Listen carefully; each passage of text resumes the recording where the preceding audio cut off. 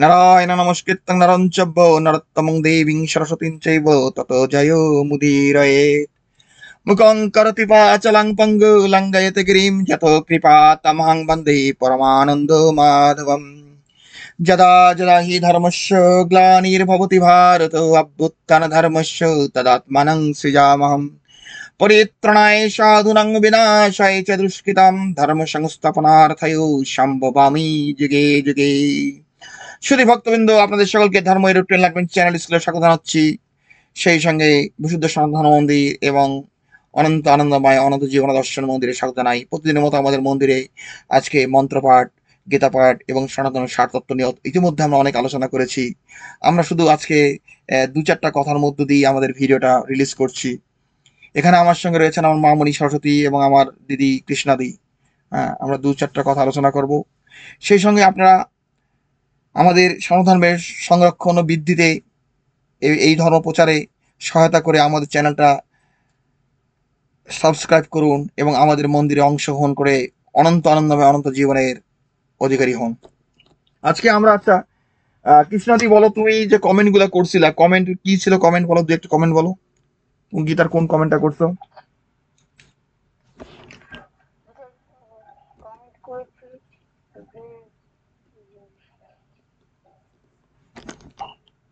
মূল আমাদের সৃষ্টির সাধনার মূল তত্ত্ব হচ্ছে ব্রহ্মতত্ত্ব, মূল কেন্দ্রবিন্দু ব্রহ্মতত্ত্ব। আচ্ছা, ঠিক আছে, হ্যাঁ, ব্রহ্মতত্ত্ব। ব্রহ্মতত্ত্বের মধ্যে প্রেম তত্ত্ব আর ভালোবাসা সমস্ত জীবকে ভালোবাসতে শেখায় ব্রহ্মতত্ত্বে। হ্যাঁ, সেটা বিষ্ণু তত্ত্ব শিখে, শিব তত্ত্ব শিখে। ভালোবাসা যেটা, সেটা সব কিছুর মধ্যে রয়েছে, ব্রহ্ম বিষ্ণু শিব। আমাদের সাধনার যেটা মনে রাখতে হবে, আমাদের সৃষ্টির কেন্দ্রবিন্দু হলো ব্রহ্মতত্ত্ব। কারণ ব্রহ্মাকে বাদ দিলে পারে সৃষ্টি তত্ত্ব বলে কিছু থাকে না। ব্রহ্মা সৃষ্টি করেন, ব্রহ্মা বিধান দেন, তাই না? হ্যাঁ, আমাদের শিবদের প্রলয় করেন, শিবদের সংহার করেন। শিবের সারথি হলো ব্রহ্মা, ব্রহ্মা হলো শিবের সারথি।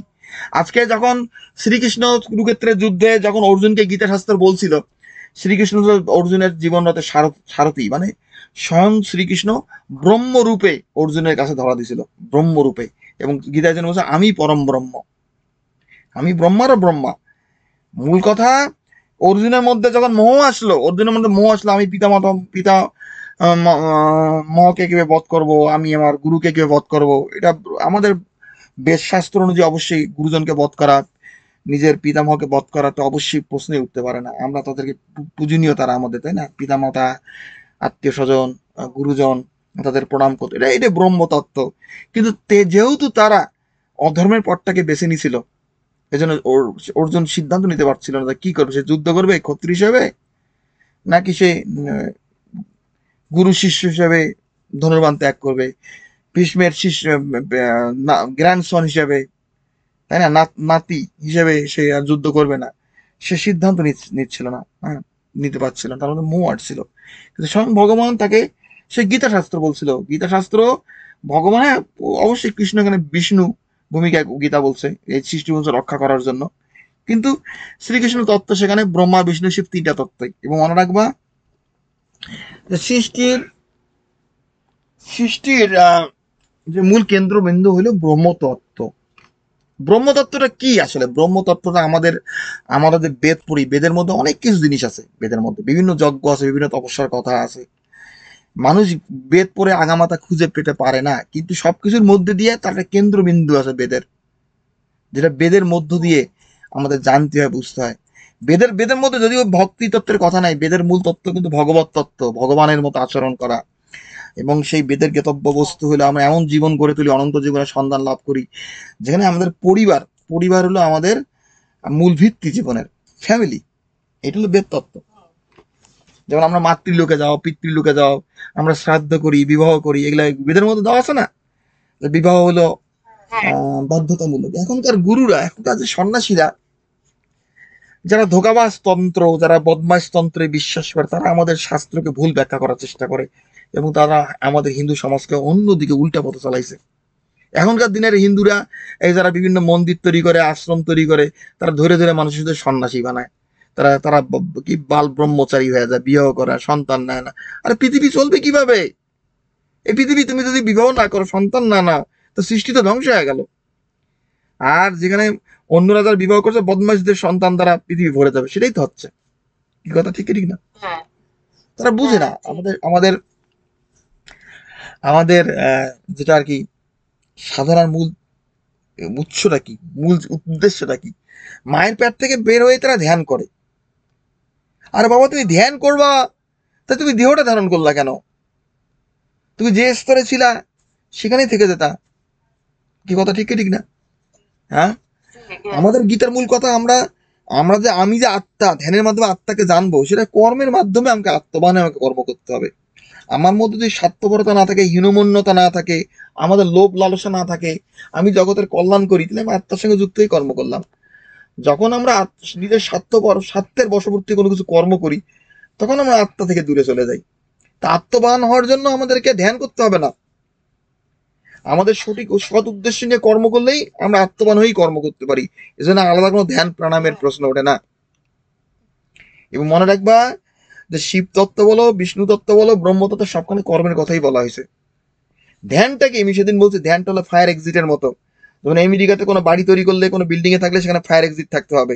সে ফায়ার এক্সিট সচরাচর ব্যবহার করা হয় না, বিনা কারণে সেটা খোলাও, বিনা কারণে খোলাটাও ফায়ার এক্সিট একটা বেআইনি কাজ। কি কথা বুঝতে পারতেছো?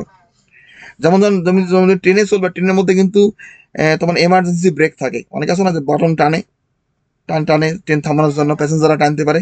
তা এখন যে কোনো প্যাসেঞ্জার ইচ্ছে করে টানতে পারে সেটা? টানতে পারে? জব টানতে পারে না। শুধু এমার্জেন্সি থাকলেই সেই সেটা টানতে পারে সেন্টার, তাই না?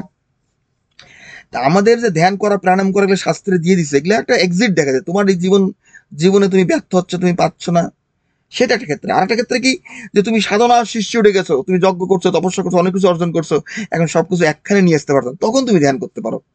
তুমি মায়ের পেট থেকে বাইরে হয়ে তুমি ধ্যান করবা?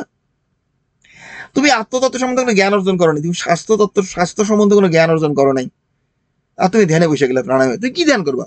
তোমার তো কোনো জ্ঞানই নেই। হ্যাঁ, আর এখনকার সন্ন্যাসীরা কি করে, এর বুদ্ধিস্ট আবিষ্কার করছে প্রথমত। গৌতম বুদ্ধ কিন্তু, তিনি কিন্তু পশু প্রাণী ভালোবাসতেন। তিনি জীবের প্রতি দয়া, ভালোবাসা, মাংস ভক্ষণ না করা, এগুলো শিখাই গেছেন। কিন্তু আমাদের বৌদ্ধ ধর্ম যখন সারা পৃথিবীতে ছড়া পড়লো, চায়না, জাপান, বিভিন্ন দেশে গেছে, বিভিন্ন জায়গায় তার নতুন নতুন বুদ্ধিস্ট আবিষ্কার করছে। তারা মাংস খাওয়া শুরু করছে, তারা অনেকভাবে অনেক কিছু নতুন তৈরি করছে। হিন্দুরা এখন তার সঙ্গে যোগ দিছে। হিন্দুরা তো আগের থেকে অধপতিত ছিল, বৌদ্ধ আসার আগের থেকে অধপতিত ছিল, তারা মাংস খাইতো। যদিও শাস্ত্রে অহিংসা পরম ধর্ম সবসময় বলে আসতেছে, জীবের প্রতি ভালোবাসা, প্রেম, তাই না? এই এই এই কারণে যেটা আমি যেটা বলতে চাই, যেটা যে ব্রহ্মতত্ত্বে যেটা তুমি বললা, প্রেম ভালোবাসা, প্রেম ভালোবাসা সবাই শিখাচ্ছে। সেটা ব্রহ্মা বিষ্ণু শিব, হ্যাঁ, প্রেমটাই হলো আসল জিনিস। সৃষ্টির মূল কেন্দ্রবিন্দু হলো প্রেম। সৃষ্টির সার তত্ত্ব হলো প্রেম ভালোবাসা। সেই প্রেম ভালোবাসা বলতে তুমি শুধু নিজের বউরে ভালোবাসবে, নিজের সন্তান, সেইটার কথা বলে নাই। সমগ্র জীবের প্রতি ভালোবাসা, সমগ্র ভূতের প্রতি ভালোবাসা। তুমি এই যে গতকাল আমি একটা ভিডিও পাইলাম, ঢাকায় একটা মহিলা, মুসলমান মহিলা, অনেক বিড়াল পালে, গরু, ইয়া পালে, কি বলে, প্রায় তার মধ্যে 80টার মতো বিড়াল, তার 30টার মতো কুকুর। রাস্তাঘাট থেকে মানে অন্ধ বিড়াল, পা ভেঙে গেছে, কুকুরের গাড়ি চাপা দিছে, প্যারালাইজড হয়ে গেছে, এইসব ধরে নিয়ে এসে যত্ন করে, সেবা করে। খুব ভালো লাগলো। এবং তার মেয়েও, এবং তারা জমি টমি বিক্রি টিক্রি করে তারা সাপোর্ট করতে। সে বললো যে দেখো, যে তোমরা যে পশু প্রাণীর ভালোবাসো, এই যে মুরগি পালো, ছাগল পালো, হাঁস পালো, গরু পালো, এগুলোকে ভালোবাসতে শেখো, এগুলো বিক্রি করো না, কি এদের মাংস খাও না। খুব ভালো কথা বলছে। এই ধরনের লোক পাওয়া যায় না পৃথিবীতে, খুব কম আমি দেখি। আসলেই তো তাই। আমরা মুরগি পালবো, হাঁস পালবো, গরু পালবো, ছাগল পালবো, হ্যাঁ, তাদেরকে সন্তানের মতো ভালোবাসো, তাদের বিক্রি করে টাকা নিয়ে আসো।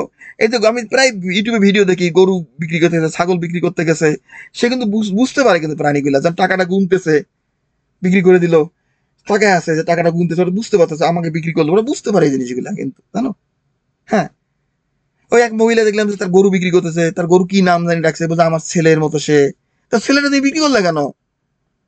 হ্যাঁ, 6 লাখ টাকায় বিক্রি করলো, কে? আমার ছেলে। কষাইয়ের হাতে বিক্রি করে দিল। কষাই তো যারা কোরবানি দিবে, ওটা কষাই হলো না? আর পৃথিবীতে কোন রিলিজন তৈরি হয়েছে, এই যে মানুষ যে, শুনো, আমি একটু আগে বলছি, আলোচনা করছি, এই যে খ্রিস্টান ধর্ম, জুইস ধর্ম, এগুলার যে প্রবর্তক, যে মোজেস, জিসাস বলে কেউ ছিল না, এগুলার নিয়ে অনেক ইন্টারনেটে আলোচনা হচ্ছে, এগুলো নিয়ে। ঐতিহাসিকভাবে তাদের কোনো সন্ধান খুঁজে পাওয়া যায় না, ইতিহাসের পাতায় তাদের কোনো নামগন্ধ নেই। এবং তাদের যে এব্রাহাম যে কিনা আব্রাহামিক রিলিজন, যেটা যারা খ্রিস্টান ধর্ম, মুসলমান ধর্ম আর জুইস ধর্ম, তিনটাকে আব্রাহামিক রিলিজন বলা। এই আব্রাহাম প্রবর্তক হলো এব্রাহাম। আব্রাহাম সে গডের জন্য প্রার্থনা করছিল, সে বলছিল আমাকে পাওয়ার জন্য তোমার সন্তানকে বলি দিতে হবে, স্যাক্রিফাইস করতে হবে। এই স্যাক্রিফাইস তো সেখান থেকে আসছে, তার ছেলে ইসমাইলকে নিয়ে সে হত্যা করছিল না?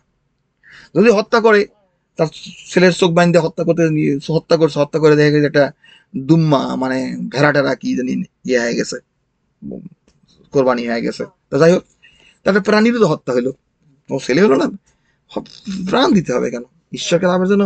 ঈশ্বর তো সর্বভূতে সমভাবে বিরাজিত। হ্যাঁ, গীতায় বলছে আমি অহমাত্মা গুরাকেশ, আমি আত্মারূপে সকল জীবের হৃদয়ে বাস করি, আমি সর্বভূতে সমভাবে বিরাজিত। যে ভক্তির সহিত আমাকে পত্র পুষ্প ফল জল দেয়, আমি সেই ভক্তি প্রদত্ত উপহার গ্রহণ করি। নবমাতা বলছে না গীতায়? হ্যাঁ, ভগবান বলে নাই যে আমাকে খুশি করার জন্য তোমাকে খাসি বলি দিতে হবে, পাটা বলি দিতে হবে। এগুলো মানুষ তৈরি করছে জিনিসগুলো, মাংস খাওয়ার ওসিলায় তারা মাংস খেতে চায়।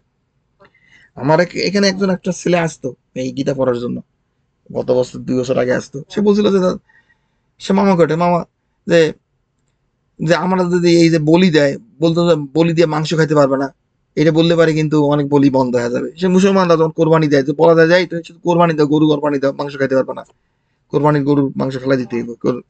কেউ দেখবে গরু কোরবানি হাজারের মধ্যে 999টা বন্ধ হয়ে যাবে। এগুলা মাংস খাওয়ার ওসিলা, এগুলা জীব হত্যা করা, জীবের মাংস খাওয়া, সেটা ওসিলা, তাই না?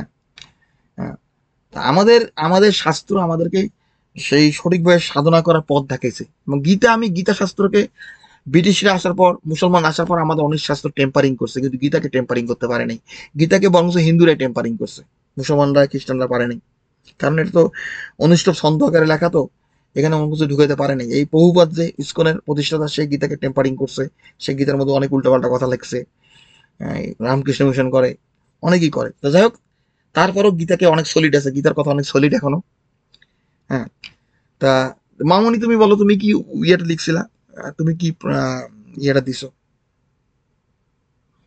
কমেন্টটা? হ্যাঁ, ভগবানের ভক্তের কোনো বিনাশ নেই, এটা নবম অধ্যায়ের কত নম্বর শ্লোক বলতে পারবা? হ্যাঁ, ভগবানের ভক্ত কি বাবা,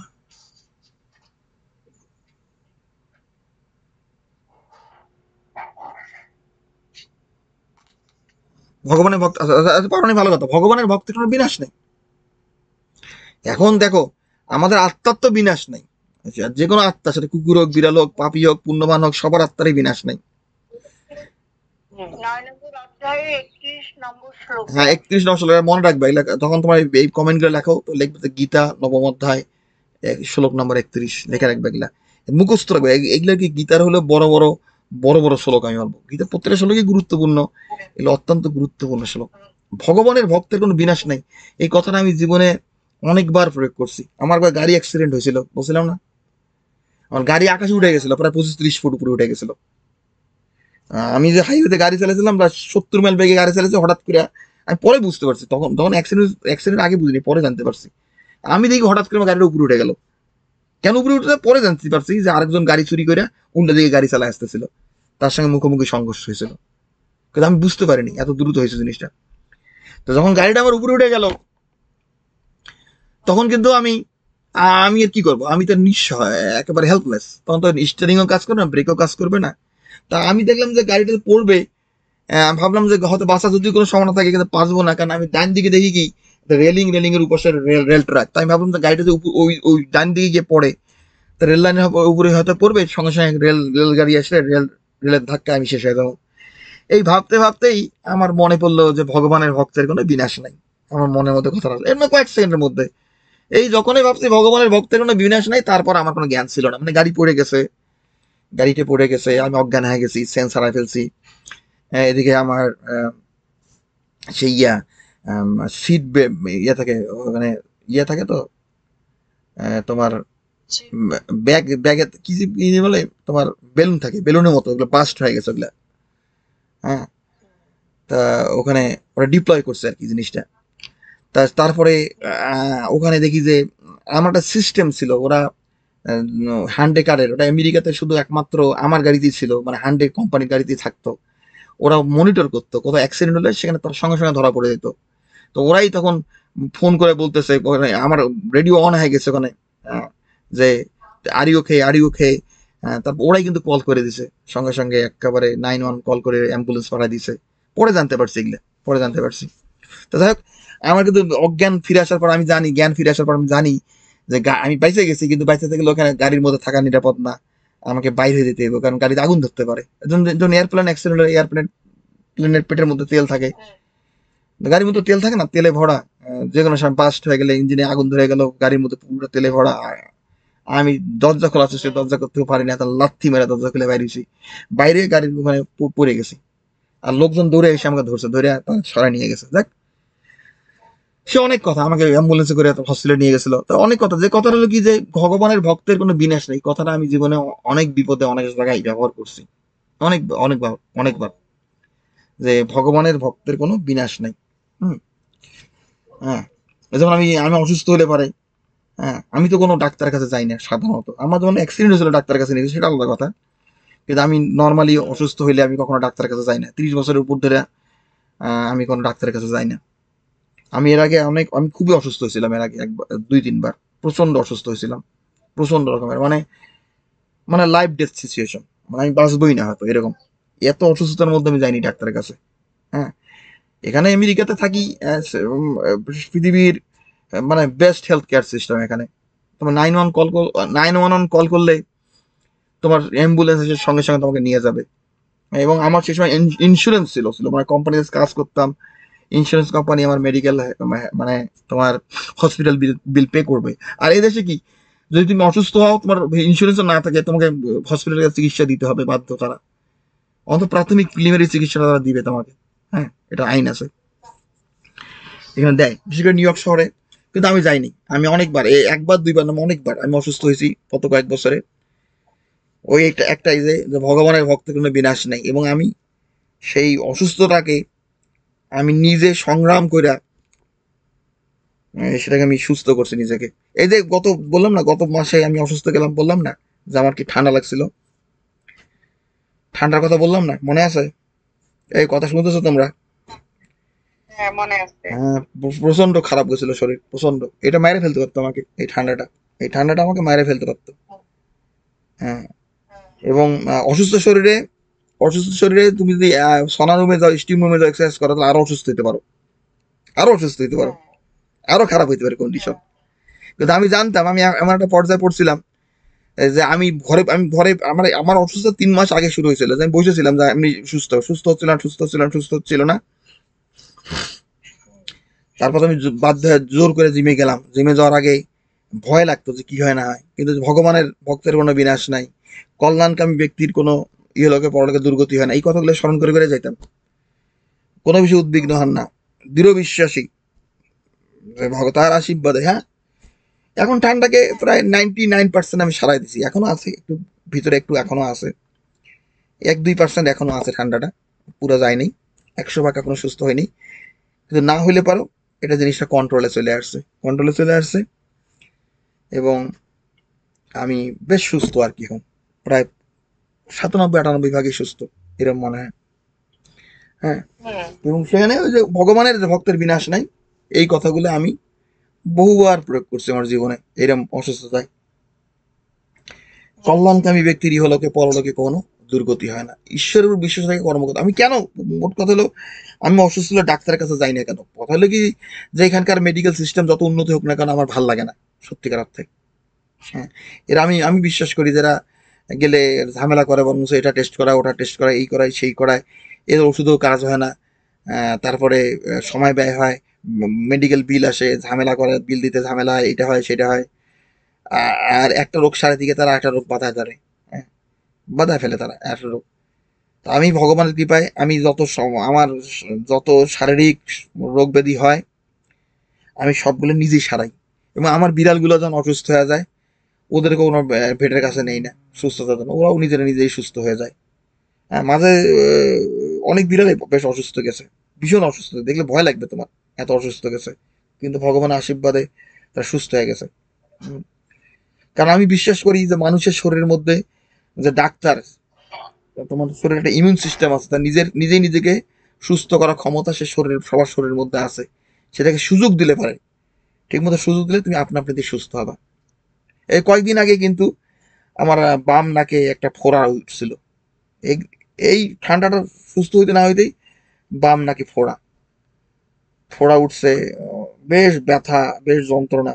আমি কিছু করিনি, তারপরে চলে গেছে। আর এই 5-7 দিনের মধ্যে সুস্থ হয়ে গেছে, প্রায় 80-90 ভাগই চলে গেছে, শুকায় গেছে এখন জিনিসটা। হ্যাঁ, কিন্তু ভাবছিলাম যে আমি কিছু করবো কিনা। আমি অসুস্থ হলে পরে আমি একটা জিনিস করি কি, নিজে নিজে কিছু কিছু ট্রিটমেন্ট করি, ন্যাচারাল ট্রিটমেন্ট, ঘরে বসেই, যে কিছু ব্যবস্থা গ্রহণ করি, যে এটা খাইলাম, ওইটা খাইলাম, এই করলাম, সেই করলাম, এটা সেটা করি। তাই ভাবতেছিলাম যে ফোরার উঠছে, ফোরার কি আমি ট্রিটমেন্ট করবো নিজে নিজে। ভাবতে ভাবতে কয়দিনের মধ্যে এমনিতে ছেড়ে গেছে। তা যাই হোক, আমাদের কথা হলো এই স্কুলের মূল উদ্দেশ্য হলো আমাদের গীতার জ্ঞানকে জীবনে চলার পথে প্রয়োগ করতে শেখা। কি কথা বুঝতে পারতেছো? তুমি শত্রুর কাছে পড়ছো, শত্রুরা তোমাকে ধ্বংস করার চেষ্টা করতেছে, হত্যা করার চেষ্টা করতেছে, মারার চেষ্টা করতেছে, ক্ষতি করার চেষ্টা করতেছে। সবসময় মনে রাখতে হবে যে ভগবানের ভক্তের কোনো বিনাশ নেই, ভগবান এসে তোমাকে উদ্ধার করবে। এটা ভাবতে হবে। তোমার তো করণীয় কর্তব্য, তুমি সেটা করে যাও, তুমি সেটা করে যাও। তোমাকে কেউ আর দুই একটা শ্লোক বলো, আর নবমাদের দুই একটা শ্লোক করে আমরা এখানে শেষ করে দেবো। বলো। জাগতিক ভোগ অনিত্য, পরিণামে অসুখকর। হ্যাঁ, জাগত, অসুখ হ্যাঁ, অসুখকর। অসুখকর, হ্যাঁ, অসুখকর। এই জড়জাগতিক সুখ অনিত্য। আমরা যে জড়জাগতিক সুখ ভোগ করি, এখানে গীতায় ভগবান সকাম কর্মের কথা বলছে। যারা সকাম কর্ম করে তারা পুনর্জন্ম, হিন্দুদের মধ্যে পুনর্জন্মের একটা প্রবৃত্তিটা বেশি। আমাদের সাধনার মূল উদ্দেশ্য হলো জন্ম মৃত্যুর বন্ধন থেকে মুক্ত হওয়া। কিন্তু অনেকেই ধারণা জন্ম মৃত্যুর বন্ধন থেকে মুক্ত হওয়া মানে নির্বাণ লাভ করা, মানে তোমার কোনো অস্তিত্ব থাকবে না। এটা একটা ভুল শিক্ষা, ভুল ধারণা। আমাদের সাধনা মূল উদ্দেশ্য ঈশ্বর লাভ করা, মানে আমরা ঈশ্বরের ধামে চলে যাওয়া। আমাদের স্বতন্ত্র অস্তিত্ব থাকবে, আমরা অনন্ত জীবনের সন্ধান লাভ করব। হ্যাঁ, তারা বৈদিক কর্ম, যারা বৈদিক কর্ম করে তারা কি ভগবানকে না পায়, এই মৃত্যুময় সংসারে বারবার ফিরে আসে। যারা বৈদিক ধর্মাবলম্বী। আমাদের বেদের মধ্যে অনেক ভালো কথা লেখা আছে। বেদ কোনো খারাপ গ্রন্থ না, বেদ ভালো গ্রন্থই। কিন্তু বৈদিক কর্ম করে ঈশ্বরের মন কখনো স্থির হয় না। হ্যাঁ, তাদের শাখা বুদ্ধি বহু শাখা বিশিষ্ট, এবং তারা জন্ম মৃত্যুর অধীনায়। হ্যাঁ, তাই ভগবান অর্জুনকে বলছে, হে অর্জুন, তুমি সকাম কর্ম করো না, তুমি নিষ্কাম কর্ম করো। এই জড়জাগতিক সুখ অনিত্য, এটা পরিণামে অসুখকর। এর পরিণামটা অসুখকর। আসলেই তো আমরা যে জড়জাগতিক সুখ ভোগ করি, প্রতিটি সুখের পশ্চাৎ থেকে একটা দুঃখ থাকে। তুমি একটা ভালো রেস্টুরেন্টে গিয়ে খাইলা, খাওয়ার পরে একটা বড় বিল দিয়ে দেয়, ধরা দেয়, তাই না? একটা ফ্রেন্সি যত ভালো রেস্টুরেন্টে যাবে, কত সুন্দর সাজানো গোছানো, অর্ডার দিলা, খাইলা, যখন তোমার বিলটার দিকে তাকাবা, আরে এটা কি হলো? কি কথা ঠিক ঠিক না? তা আমাদের জড়জাগতিক সুখটা এরকম, প্রতিটি সুখের পরে আসে দুঃখ। যেটা গীতায় বলছে পঞ্চম অধ্যায়, যে বাহ্য বিষয়ের সংস্পর্শে সুখ তা নিশ্চয় দুঃখের কারণ, জ্ঞানী ব্যক্তি তাতে রত হন না। আমরা জড়জাগতিক সুখ যত যত সুখ ভোগ করবো, ঠিক তত পরিমাণ দুঃখ ভোগ করতে হবে।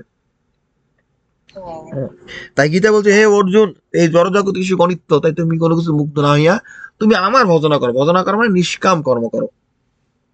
আমরা জীবনে চলার পথে আমাদের কর্ম করি, ফলের আশায় কর্ম করি না। আমাদের কর্মটা করতে হবে জগতের কল্যাণার্থে, ঈশ্বর প্রীতির জন্য।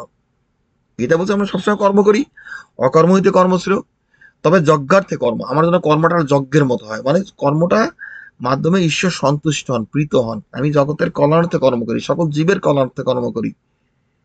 এটাই হলো মূল কথা। হ্যাঁ, নিষ্কাম কর্মের কথা বলছে। হ্যাঁ, আর বলো, আরো যেটি শ্লোক বলো গীতার।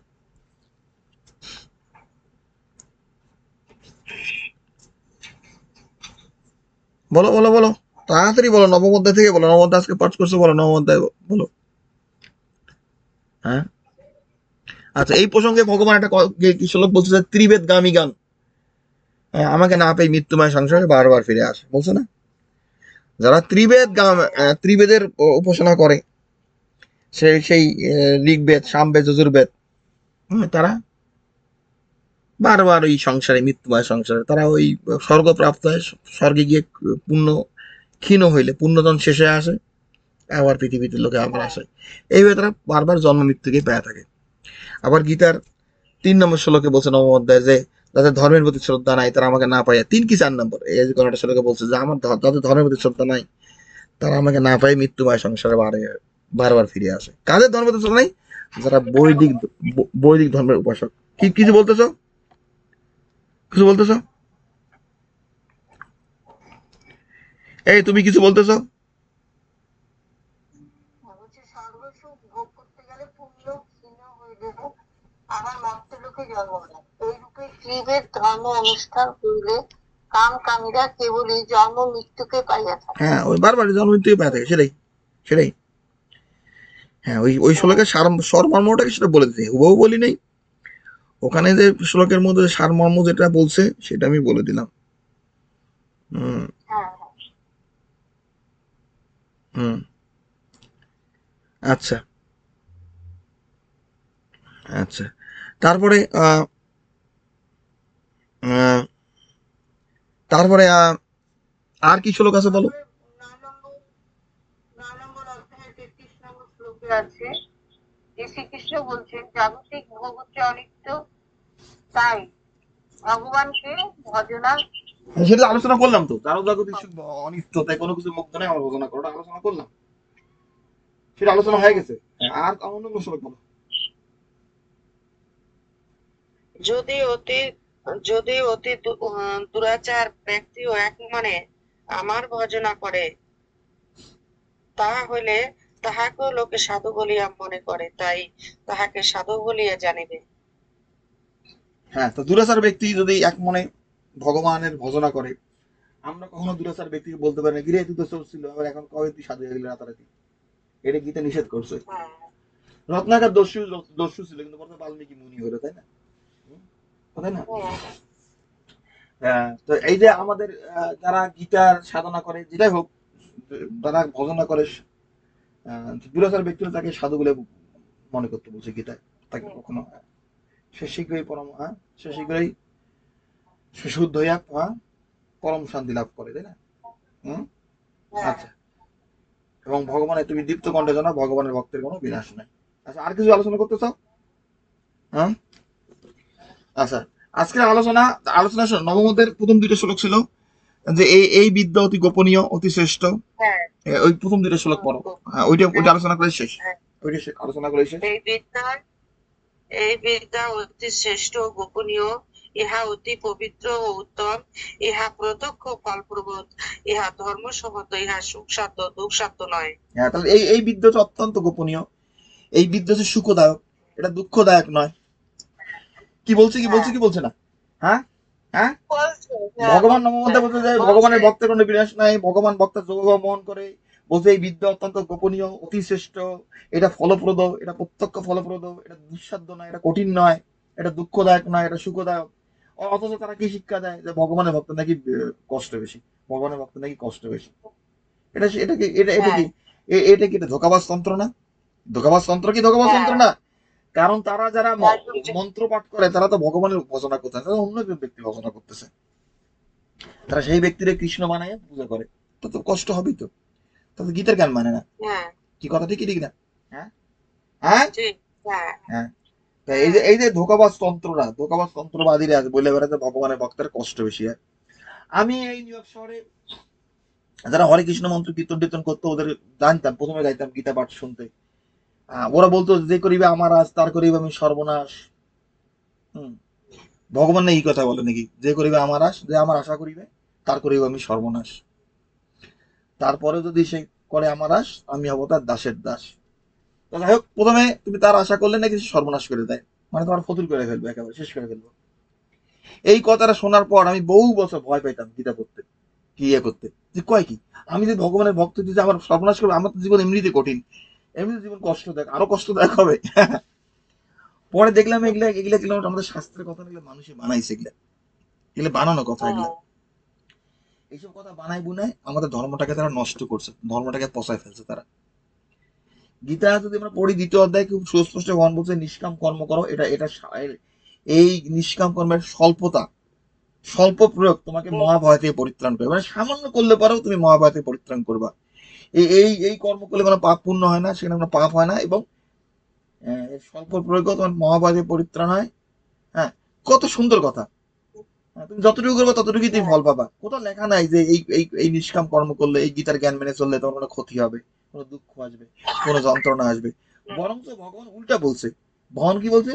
যে এটা সুখপ্রদ, এটা ফলপ্রদ, এটা প্রত্যক্ষ ফলপ্রদ, এটা দুঃসাধ্য নয়, এটা কঠিন নয়। কি কথা ঠিক কি ঠিক না? এটা ধর্মসম্মত। হ্যাঁ, তুমি এই জ্ঞানটা মাইনে চলো। আচ্ছা, আরেকটা আরেকটা শ্লোক আছে কি, নবম অধ্যায়ে যে ভগবান বলছে যে আমি মন্ত্র, আমি ঔষধ, আমি অগ্নি, আমি হোম, আমি দ্রব্য, আমি কৃত। মানে এই যে কেন বলতেছে, এই যে চতুর্থ অধ্যায় বলছে দ্রব্য যজ্ঞ হইতে জ্ঞান যজ্ঞ শ্রেয়। মানে আমরা যেন দ্রব্য যজ্ঞ, এই যে আচার আনুষ্ঠানিক যে যজ্ঞ, এগুলো না কইরা আমরা জ্ঞানের চর্চা করি। কি কথা, তাই না? হ্যাঁ, তা দ্রব্য যজ্ঞের বেদিতে তুমি আগুনের মধ্যে তুমি বিভিন্ন আহুতি দিচ্ছ, বিভিন্ন দ্রব্য দিচ্ছ, এগুলো দরকার নেই। তুমি বরঞ্চ জ্ঞানের চর্চা করো। তা আমি ঔষধ, আমি আমি মন্ত্র, এর অর্থ কি আমার বেশি বেশি করে ওষুধ কিনে খাই? এটা বুঝেছে ভগবান? বুঝেছে? হ্যাঁ, আমি ঔষধ যখন বলছে যে তুমি বাজার থেকে আর ওষুধ কিনে নিয়ে খাও, এটা, হ্যাঁ, এটা বুঝেছে? এটা না, বুঝায় নাই। এটাই বুঝাইছে যে আমার ভজনা করলে তোমার ওষুধের কোনো প্রয়োজন নাই, আর কোনো ওষুধের প্রয়োজন নেই, এটাই বুঝাইছে। কি কথা ঠিক ঠিক না? আবার বলছে আমি মন্ত্র, এর অর্থ কি যে তুই বেশি বেশি করে মন্ত্র পাঠ করো, এটা বুঝেছে? হ্যাঁ, না, এটা বুঝেছে যে তার না, ভজনা করলে, মানে নিষ্কাম কর্ম করলে তোমার আর কোনো মন্ত্র পাঠের প্রয়োজন নাই। কি কথা বুঝো? ওই যে তারা বলে না যে কৃষ্ণ ভাবনা অমৃতময়, কৃষ্ণ ভাবনা অমৃত, এগুলো বোগাস। এগুলো শ্রীকৃষ্ণের ভাবনা না, বই বই মন্ত্র পাঠ করো হরে কৃষ্ণ হরে কৃষ্ণ। কৃষ্ণ জগৎকে রক্ষা করার জন্য জগতের কর্মে কর্ম করতে বলছে। ভগবান আমাদের হাত পা চোখ কান বিভিন্ন ইন্দ্রিয় দিচ্ছে, আমরা কি ব্যবহার করতে শিখি, আমরা কি নিয়ন্ত্রণ করি, আমরা জিতেন্দ্রীয় হই, সদ্ব্যবহার করি, সেটা ঠিক। কিন্তু ওগুলোকে ব্যবহার আমি বন্ধ করে দিয়ে শুধু বয়ে বয়ে মন্ত্র পাঠ করলাম, জপ করলাম। আর রামকৃষ্ণ মিশনের বাবুরা যেমন খালি বয়ে বয়ে খালি মাংস খায়, গোস্ত খায়, আর বয়ে বয়ে ধ্যান করে, প্রণাম করে, এগুলো ফালতু জিনিস। ফালতু জিনিস না? হ্যাঁ, এটা বদমাইশ তন্ত্র প্রচার করে গেছে। আবার কি বলে যে শ্রীকৃষ্ণ একমাত্র পুরুষ, বাকি সব নারী। এটা কি বুঝেছে? শ্রী চৈতন্যদেব শিক্ষাটা দিয়ে গেছে নাকি? হ্যাঁ, শ্রীকৃষ্ণ একমাত্র পুরুষ, আমরা রাধার ভাবে কৃষ্ণ মন্ত্র পাঠ করি, হরে কৃষ্ণ মন্ত্র পাঠ করি রাধার ভাব নিয়ে। মানে তুমি একটা নারীর ভাব নিয়ে কৃষ্ণকে আহ্বান করো তোমার জীবনে। এটাই তো শিক্ষা তাদের নাকি? কথা ঠিক কি ঠিক না? কথা ঠিক? গীতাতে কি রমমধ্যে বলছে যে কেউ কেউ আমাকে সঙ্গে বহু দেবতার পূজা করে, কেউ আমাকে তার সঙ্গে আমি দাস তিনি প্রভুর পূজা করে, কেউ বা আবার অভেদ জ্ঞানে আমি ভজনা করে। লেখা আছে নবম অধ্যায়, অভেদ জ্ঞানে আছে। অভেদ মানে কি? আমি এবং কৃষ্ণ এক, এই জ্ঞানে আমি তার ভজনা করি। তাহলে আমি কৃষ্ণ থেকে আলাদা হলাম কেমনে? কৃষ্ণ একমাত্র পুরুষ, আমি নারী, এটা কে শিক্ষা দিছে? এইসব কথা গীতায় কোথায় লেখা আছে? এরা আমাদেরকে ধোকা দিয়ে যাচ্ছে। ধোকাবাজ তন্ত্র যারা ধোকাবাজি, তারা আমাদের ধোকাবাজি দিয়ে গেছে। কি কথা আমি ভুল বললাম? কি তোমার বাংলা তো বুঝো? কি কেউ কেউ আমার সঙ্গে অভেদ জ্ঞানে ভজনা করে, লেখা আছে গীতার মধ্যে, কথাটা লেখা আছে নবম অধ্যায়। অভেদ মানে কি? ভেদ। আমার সঙ্গে কৃষ্ণের কোনো ভেদাভেদ নাই, ভেদ নাই, কোনো পার্থক্য নাই, আমি এবং কৃষ্ণ এক, এই জ্ঞানে তাকে ভজনা করা। এই কথা তো বলে দিছে। কি কথা, কথা ঠিক কি ঠিক না? তাহলে এরা যে ধোকাবাজ তন্ত্র আমাদের ধোকা দিয়ে যায়, যারা গীতা পড়ে না, শাস্ত্র জানে, তাদেরকে ধোকা দিচ্ছে, এটা কি ঠিক মনে হয়? মনে হয়? হ্যাঁ, আর মনে হয় না যে ওরা আমাদের বলতেছে শ্রীকৃষ্ণ একমাত্র পুরুষ, আমরা সব নারী, তো এটা আমাদের ধোকা দিচ্ছে না? এটা ধোকা দিচ্ছে তো ওরা। এরা তো বদমাইশ তন্ত্র, বদমাইশ তন্ত্র, যেটা বদমাইশ তন্ত্র সেটা প্রচার করতেছে ওরা। একদিকে ধোকাবাজ তন্ত্র, বদমাইশ তন্ত্র প্রচার করে, আরেকদিকে কি বলে যে ভগবানের ভক্তের কষ্ট বেশি, আজে বাজে অনেক কথা তারা প্রচার করে, জানো, ঈশ্বরের কারণে ওইসব জায়গায় আমি কখনো আর যাই না। আচ্ছা ঠিক আছে, আজকের আমাদের আলোচনা যেটা হইলো, আমরা নবম অধ্যায় আলোচনা করছি, তোমরা আরো কমেন্ট করবা, বিভিন্ন নবম অধ্যায়ের বিভিন্ন শ্লোক আছে। আর তোমার 18 অধ্যায়টা শ্লোক ছিল, তোমরা বলছো আজকে যে ভগবানের কথা মতো চললে আমরা দুর্গম পথ পার হইতে পারবো, তা না মানলে আমরা বিনষ্ট হইব। গীতা হলো ভগবানের মুখনিসৃত বাণী, তিনি হলেন পরম তত্ত্ব, তিনি হলেন পরম আশ্রয়। আমাদের জীবনে চলার পথে সবসময় ভগবানকে আশ্রয় করি, তার উপদেশ মতো চলি, এবং আমার গীতার জ্ঞান মেনে চলতে পারি, ভগবানের আশ্রয় নিতে পারি, সেটাই হলো এই স্কুলের মূল উদ্দেশ্য। তা তোমরা এখানে আসার পথে পর কি তোমাদের ভগবানের প্রতি ভক্তি বাড়ে না ভক্তি কমছে? সত্যি কথা বলবা। হ্যাঁ, ভগবানের ভক্তি বাড়তেছে? তোমাদের কি মনে হয় কি আমি গীতার কোনো ভুল ব্যাখ্যা দিচ্ছি, সেটা মনে হয়? না, না, কখনোই না। আচ্ছা, আচ্ছা, আচ্ছা, ঠিক আছে। শুনো, তোমরা গীতা পড়বা, কমেন্ট করবা, আমি ভিডিওটা আপলোড করবো নি। আজকের মধ্যে এখানে থাকলো, গীতার গুজনা পরে চলে যাও। গঙ্গা গীতা সাবিত্রী সীতা সত্তা প্রতিব্রতা ব্রহ্মা বলির ব্রহ্মবিদ্যা ত্রিসন্ধ্যা মুক্তি ঘেনী অর্ধমাত্রা সীতানন্দ ভাবগ্নি বান্তি নাশিনী বেদত্রী পড়ানো তত্ত্বজ্ঞান মন্দির তত্ত্ব আমি যাবে নিত্যম অনুসর মানসম জ্ঞানে সিদ্ধি লাভে নিত্যম তদন্ত পরম জয় গীতা জয় গীতা জয় গীতা। হ্যাঁ। ধর্মের জয় হোক, ধর্মের জয় হোক, বদমাসতন্ত্র নিপাত যাক। অনন্ত আনন্দ অনন্ত জীবন দর্শন মন্দিরের জয় হোক, অনন্ত আনন্দ অনন্ত জীবন দর্শন মন্দিরের জয় হোক, অনন্ত আনন্দ অনন্ত জীবন দর্শন মন্দিরের জয় হোক, বিশুদ্ধ সনাতন মন্দিরের জয় হোক, বিশুদ্ধ সনাতন মন্দিরের জয় হোক, ধর্মের জয় হোক, বদমাস তন্ত্র নিপাত যাক, ধোকাবাজ তন্ত্র নিপাত যাক, ধোকাবাজ তন্ত্র নিপাত যাক। পদ্মস্তন্ত্রের বিপর্যয় হোক, পদ্মস্তন্ত্রের বিপর্যয় হোক। গীতা গীতা গীতা, বাই।